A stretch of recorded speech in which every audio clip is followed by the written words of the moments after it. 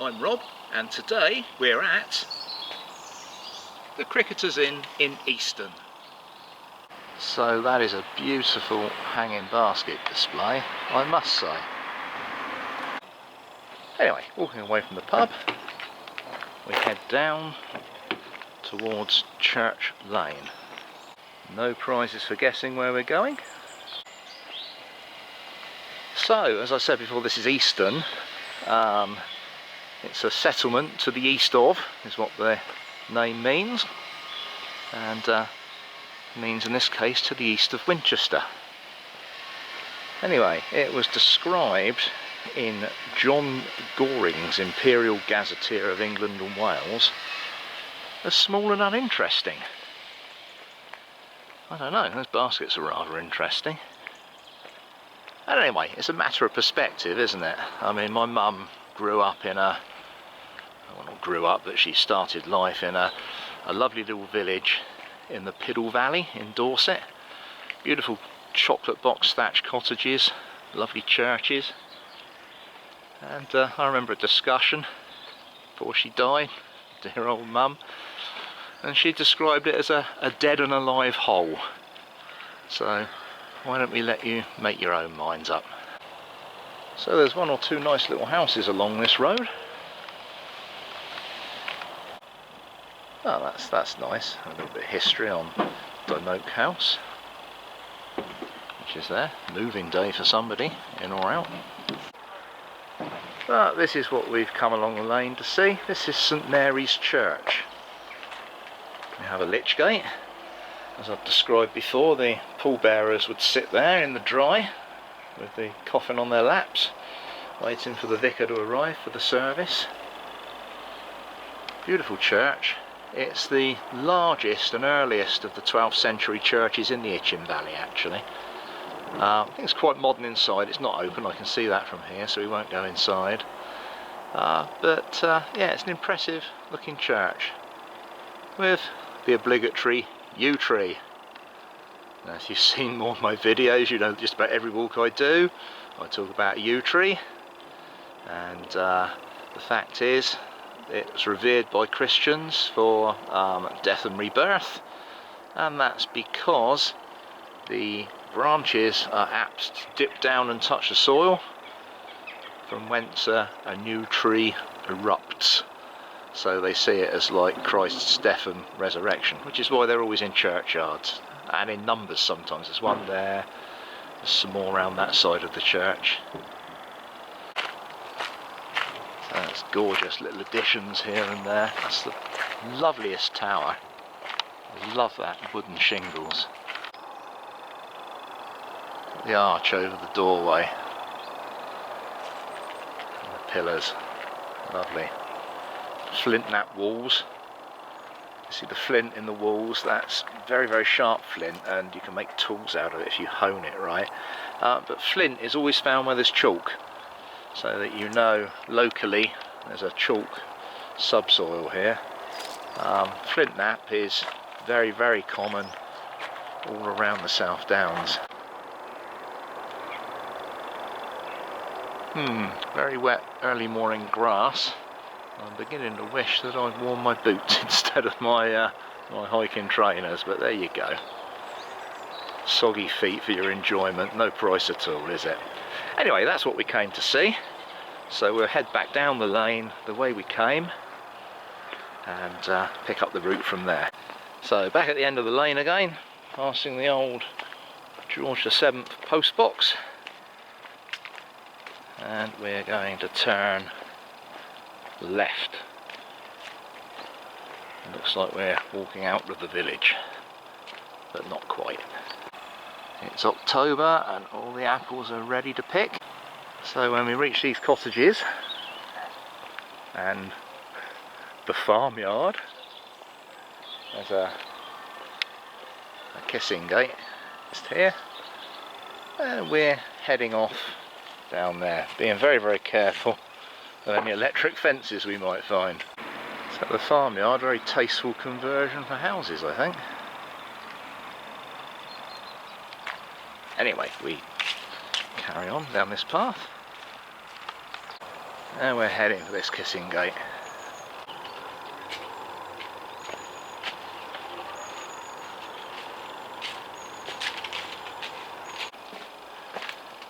And at the end of this path we come along to another possible starting point for this walk. You take your pick. There's the cricketers round there with the lovely baskets, or lovely cottages here, and the picturesque Chestnut horse. It's another lovely pub. Anyway, we turn left past all the thatched cottages. Look at that beautiful wisteria, and enjoying this feast of thatch and feast of wisteria, we follow the road through the village round to the right. That one's called Demouser, very Thomas Hardy, wrong county, but still nice, very little thatched cottage with roses.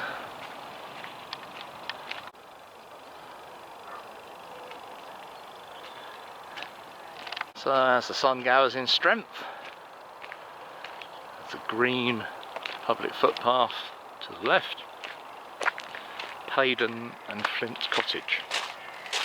So we follow this way. It's amazing there are still blackberries ripe and not gone over. We're well into October now. And if the foragers wouldn't have had them, I'd have thought maybe the dormice and other creatures would have done, but anyway. That thought in mind, just carry on. More delightful houses down here. A little bit of autumnal colour. So at this point we come off of the nice gravel drive to what looks a whole lot muddier. I do wish I'd worn my boots. There's cattle in the field from time to time. Please shut the gates and walk responsibly. That's a good message. Just hope there's not bulls in the field. Oh, there's a couple of dogs. So there are the cattle, and there seems to be a path off straight on and to the right, but that's not the one we take. We take the one corner of this fence that hugs the fence and heads towards that gate you can see in the distance.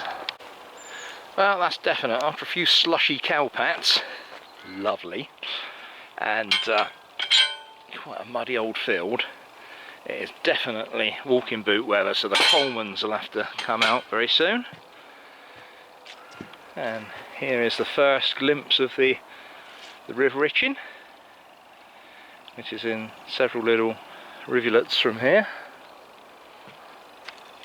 But it's a lovely clear chalk stream. It's 26 miles long, and it reaches from Southampton Water, where it joins Southampton Water at Woolston, and it goes all the way up to Kilmerston, where it erupts out of the earth from the aquifers in the form of springs. Now, an aquifer is typical to chalk, and it's like a large chalk sponge under the water. Under the ground. And as the water level rises, then the water comes up through the rock and bubbles into springs. You get enough springs together and the landscape's right, and the water rolls off in a little stream, gathers pace, becomes wider, deeper, and becomes a magnificent river like this. I mean, this River Itchen, along with the Test here in Hampshire, they are truly the most magnificent rivers in the world. They're triple SI protected, they're clean as they're chalk streams, and they support a real host of different species.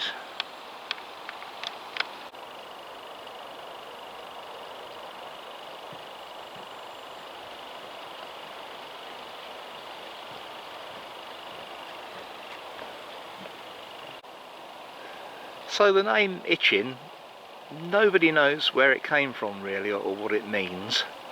Makes you think of a sort of ancient man going through some prickly bushes and having an itch, doesn't it? But I don't think it means that. But anyway, the name is Brittonic, which means it's the ancient Celtic, old English language before the Saxons. The rare species you see in here, as you can see, it's rich in weed. There's eelgrass and all sorts of weed in a chalk stream. And that supports some very, very rare creatures. There's the southern damselfly, which you find in very few places, the same as the white-clawed crayfish. There are also otters in the river, water voles, Atlantic salmon, and all kinds of bird life. So it's a very, very important resource. I hate to call it a resource, but it is for the animals. Unfortunately, it is for us as well, as most of Hampshire's water comes from aquifers, and this can lead to over abstraction at times. I know this river is at its maximum abstraction, get it right, Rob, which causes problems for the level of the river and the flow, and changes the whole environment for the creatures that live in it. So it's a bit of a worry as populations go up here, that it's these creatures and their natural environment that suffers. So please don't leave the tap running when you're cleaning your teeth. Don't have so many baths. Just walk further away from people. Social distancing. Nobody will notice, honestly. Anyway, carry on over the bridge.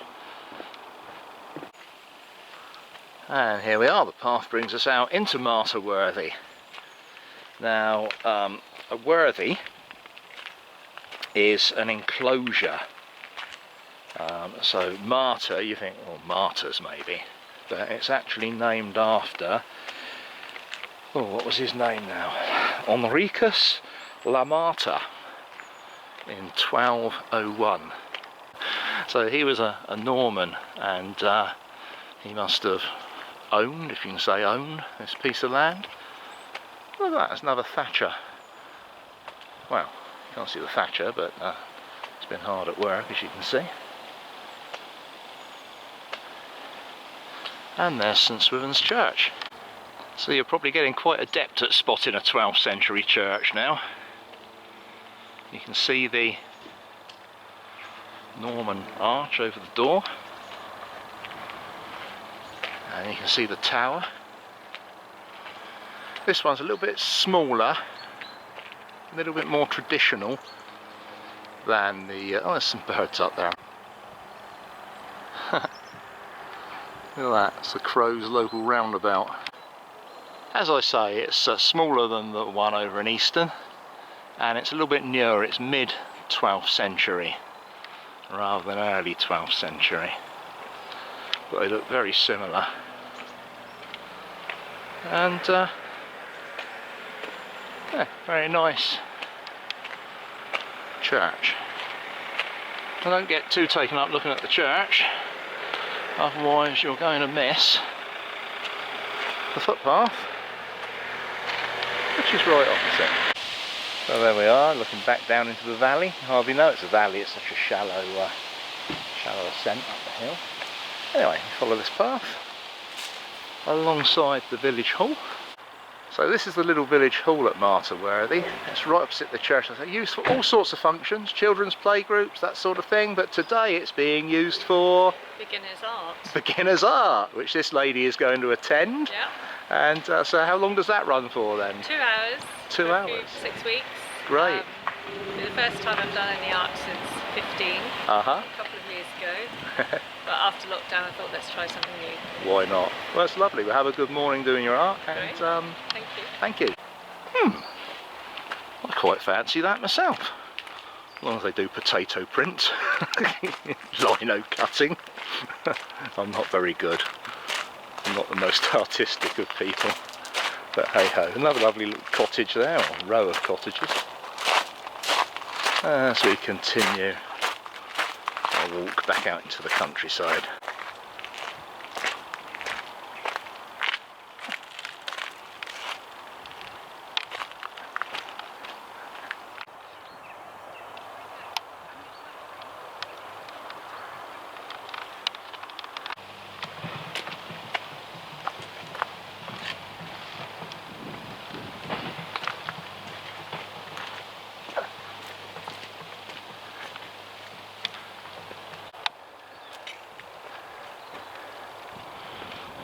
Ooh. Oh, this is interesting. I wonder why these cars are tucked in at the bottom of the field. If they're shooting, I hope they're shooting the other way and not my way. So, the mystery of the cars in the bottom of the field, it's the Hampshire and Isle of Wight Wildlife Trust. It's the volunteers that have come down to do some work in Weir Meadow. The chap I was speaking to isn't quite sure what, but he says there's a lady along the path here called Ellie. And if I can find her, I can find out exactly what they're doing and we'll have a chat. If not, it'll just be more scenery and we'll have to guess. I wouldn't bar black sheep him, look at that set of horns. You're ripe for a good butting there. Well, he's not a goat, but I think sheep butt. And he's in the field with his 3 white woolly friends, with equally impressive horns. At least 2 of them have. And we come out the end of the path, amongst some more very fine houses. And just over the road to the left, you can see the footpath continues. Yeah, it's a shame, the Wildlife Trust chap, he was saying that the residents here object to them parking in the road, so they've got to brave a wet old field and have a bit of a trudge. Oh, it's a shame, I don't see why they couldn't park there, but hey ho. Well, that's Chilland over there, another small Itchen Valley village. And we're actually on a path called the Allen King Way, which is not a long distance route as such, but goes a fair old distance. So this must be the Weir Meadow. I can actually hear the water over to the right. Whether we'll see it, I guess maybe we will. There's the chap I spoke to earlier. Maybe he'll lead me to Ellie. Yes, there we are, there's a weir over there, look. Runs off into that channel and the river carries on down there. Beautiful, the River Itchen.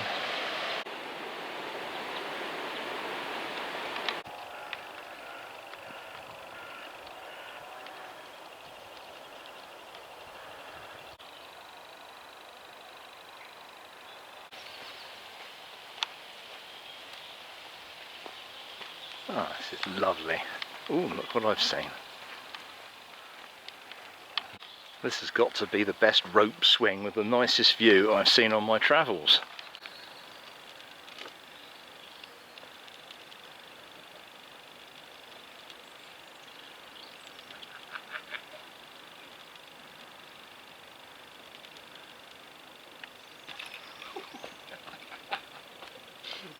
Now what I didn't know is there's a lovely lot of cow dung around that swing.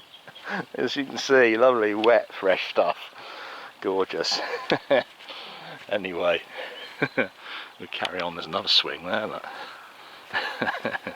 All good fun. When will I grow up? Never, hopefully. So, I've wandered off route, and this is what they call the Weir Meadow. And there's a working party from the Hampshire and Isle of Wight Wildlife Trust. And I'm going to ask a young lady exactly what's going on. I've found a young lady called Ellie, and she's in charge of this working party today. So good morning, Ellie. What are we up to today then? So today we're working on a fen that's a bit further down stream, clearing and raking vegetation, hopefully to improve the habitat for overwintering birds. Oh, that sounds marvellous. So it's the Hampshire and Isle of Wight Wildlife Trust, and so are they part of a national sort of wildlife trust, or? So there are a lot, off the top of my head I can't remember, a lot of different wildlife trusts throughout the UK, but we're independent as the Hampshire and Isle of Wight Wildlife Trust, but we all work towards the same common goal. Yeah, so all looking after rare habitats for creatures and plants and things. Very worthy. And if people want to donate to the trust, readily available online? Yes, you can become a member on our website, or you can just make a one-off donation. That's lovely, thank you very much. I'll get back en route now. So back on track again after my little diversion. We've come out of the path you've just seen there, and we head opposite to go down this path towards Itchen Abbas. That's a nice lawn mower, field mower, meadow mower, whatever. So there's a lovely shepherd's hut there in the backyard of this house in the distance. Carry on walking. That's really nice to see, actually, the Hampshire and Isle of Wight Wildlife Trust there. You see a lot of posts on Facebook from them and different things, but to actually meet the people on the ground, they're pretty much all volunteers, and they're doing it for the love of nature. You know, if nobody's there to keep back the errant vegetation, then rare species of plants and animals won't want to be there. So it's a very, very valuable thing they do. And yeah, if you can spare a few coppers, you can find where to donate on the internet. Same as the Woodland Trust as well, they do a similar thing, only obviously to do with woodlands. Anyway, enough of that. So the muddy path becomes a nice gravel track, which becomes a tarmac road in the village of Itchen Abbas. Green King pub over the hedge. Morning! But we're not going that way. We're going right. It's a war memorial in the grounds of St John the Baptist Church. Well, this is St John the Baptist Church in Itchen Abbas, and it's yet another Itchen Valley church, Norman again, slightly newer I think than the other two that we've seen this morning. Still got some lovely Norman architecture there, still probably 12th century, maybe edging the 13th. Such a shame these places are closed. I understand why though with COVID, but it'd be lovely to look around inside. Perhaps you can, perhaps when you're watching this, COVID is but a dim and distant memory. We can only hope, can't we? Anyway, we turn right in front of the church and continue past the noisy builders, back towards the river.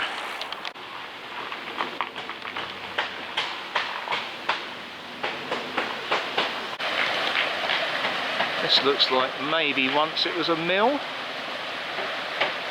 It's a sort of mill race. Don't know, haven't researched that bit. It's surrounded by the lovely, beautiful River Itchen.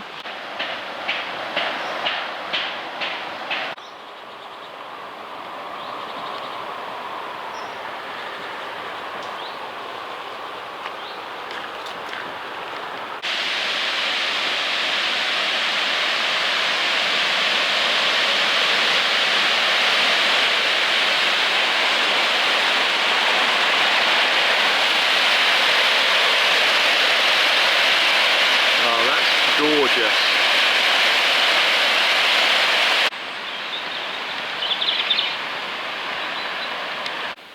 So there's Avington Lodge, and that's the gatehouse for Avington Park. So Avington Park is a stately home, site of which there's been some sort of estate since the Domesday Book in the 11th century, but it was bequeathed to some toady or other that was obviously good friends of Henry VIII who handed it to him. Can't remember his name now. Now the building you see there at the moment is 16th century. It's a Grade 1 listed building, and in the 18th century there was a Palladian frontage added to it. It's said that Charles II and George VI stayed there. Owned a lot of the time by the Bridges family, who were the Dukes of Chandos.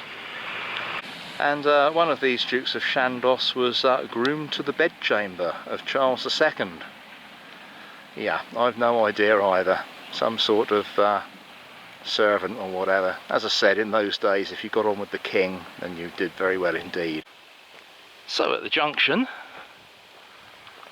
we follow the lane to the right into the village of Avington.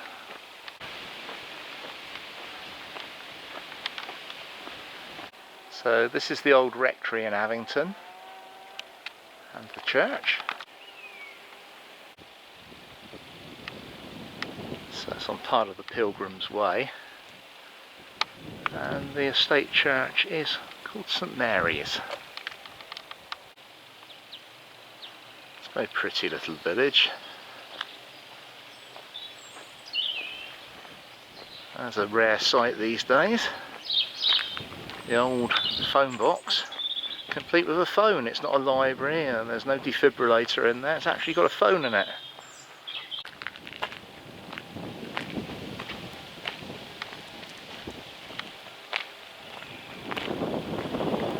Follow the road round to the left.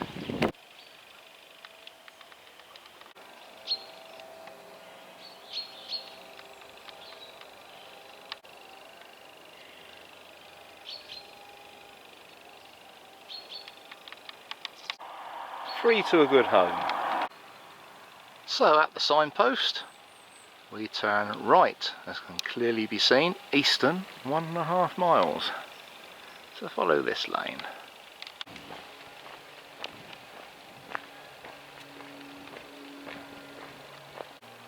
So part of the estate is a sort of hotel as such. They do weddings and so on and so on. But part of the estate has been given over to Hampshire County Council as a park for normal public to come and enjoy, and it's quite beautiful. So if you wander away from the route a little bit, away from the road, you can get a great view of the house across the lake, which I'll show you shortly along with a little bit more history. So there's the elevation of the house with the Palladian extension on it from the 18th century. It's a lovely position, as I say, overlooking this lake. Now, let's not beat about the bush.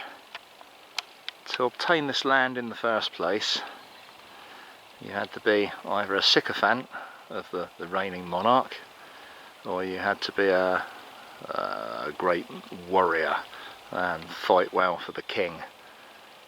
So that's how this led to such vast privilege when you consider how the rest of the population was living. These houses were passed down from son to son to son, sometimes to daughter, sometimes sold on. The Shelley family actually bought this in the 19th century. One of the relatives of the famous poet Shelley. But then as you go into the 20th century, these stately homes were suffering.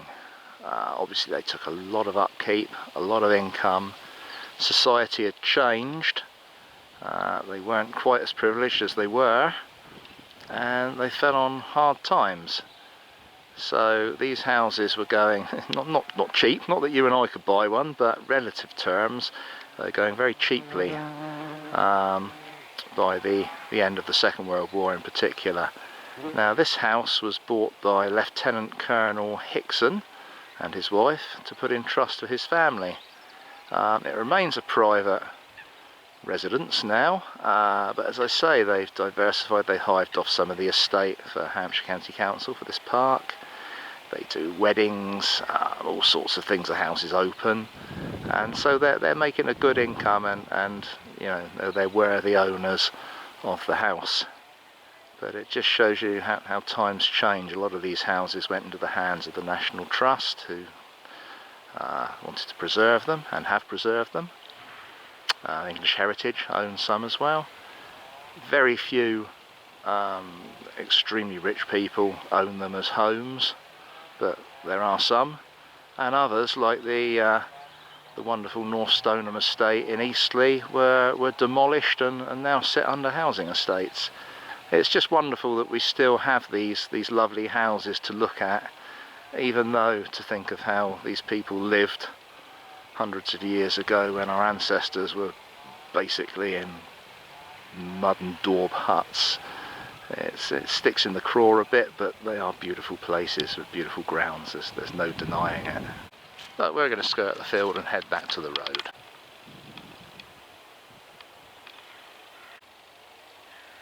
So we head away from the beautiful lake, skirt the side of these lovely yew trees, head back to the road. And this is a lovely tree. Well, there we are. Away from the parkland now, and follow the lane back to Easton. Lovely. Marvellous view. So there's a lovely quiet lanes, very scenic. And this looks like it may be another lodge for another entrance to the park. See the gates there. Scared the ducks there.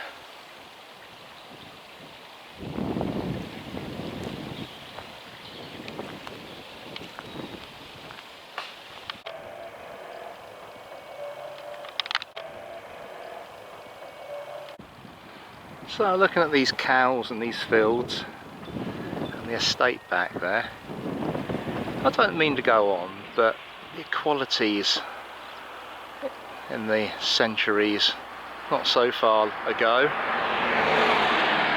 17th, 18th centuries and before, they were enormous. I mean, my family on my mum's side were farm labourers in Dorset. Family on my father's side were originally from Ireland, so they suffered the potato famine. They tried to eke a living. They came over here to London to work in the railways, living about 13 to a house, and frankly were looked down on and treated by the English as the scum of the earth, you know. Black lives matter, certainly, but all lives matter, you know, that they're not the only ones. The Irish and countless other types of people had injustices put upon them, and I think we should all reflect on that and treat everybody with respect and give them the dignity that they need. Certainly not blinking soup kitchens and things like we've got coming up again. Anyway, party political broadcast over. Sorry about that. I get to thinking when I'm walking, particularly on my own. But yeah, it'd be a much nicer world if everyone treated everybody nicely and took them as they found them. And that goes for very, very rich people too. There's some lovely, very, very rich people around, so don't think I'm against them. I'm not. I'm just against injustice. Anyway, let's carry on and enjoy this beautiful walk. I get boring when I get on my soapbox. Back so soon, and I think it's a very interesting place. Certainly spurred me to thought. That's a really nice kind of newish development. So often they're the same old boxes that the developers put up, but they've actually given some thought on these to fitting in with the area. Not as lovely as this though. Very, very similar to the ones in Chestnut Avenue in Eastleigh. Anyway, we're doubling back on ourselves here now. We've had this road before, but instead of going back the way we came, we're going to go on a bit of a detour. So back past Broome Cottage and Goff's Oak. Back past the pub. And Chestnut Horse. We're not going down the footpath this time. We're going to carry straight on. Another one with a telephone in. I'm amazed. The old Bat and Ball. I wonder whether that used to be a pub.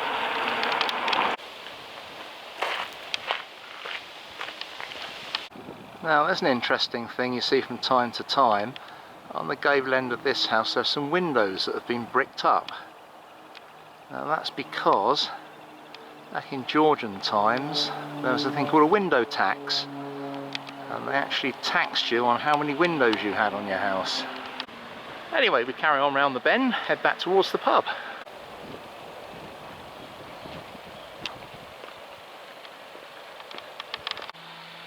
So lovely cottages. Just speaking to the lady, she can't remember how old the cottage is, but she says it's the second oldest in the village and this is the oldest. And so I'd put it probably 16th century, maybe 15th even. Don't know. Oh, the old cock's got up late. Do you hear him crowing? And oh, there's a little display of staddle stones in front of the house here. Now, staddle stones were what they used to stand grain stores on, and the idea was that the rats couldn't climb up them because of the overhang and eat the grain. I don't think it worked. I don't think you can keep rats out of anything, but hey ho. It's a village garage.